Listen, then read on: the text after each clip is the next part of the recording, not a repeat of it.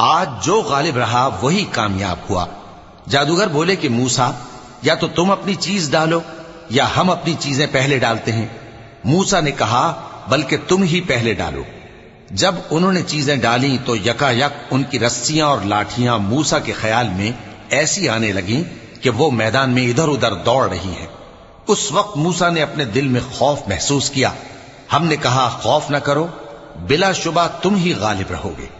और जो चीज यानी लाठी तुम्हारे दाहिने हाथ में है उसे डाल दो कि जो कुछ उन्होंने बनाया है उसको वो निगल जाएगी।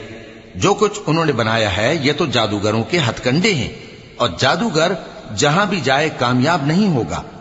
इस पर जादूगर सजदे में गिर पड़े, कहने लगे कि हम मूसा और हारून के परवरदिगार पर ईमान लाए। फिरौन बोला कि पेशतर इसके कि मैं तुम्हें इजाजत दूं तुम इस पर ईमान ले आए। बेशक ये तुम्हारा बड़ा यानी उस्ताद है जिसने तुमको जादू सिखाया।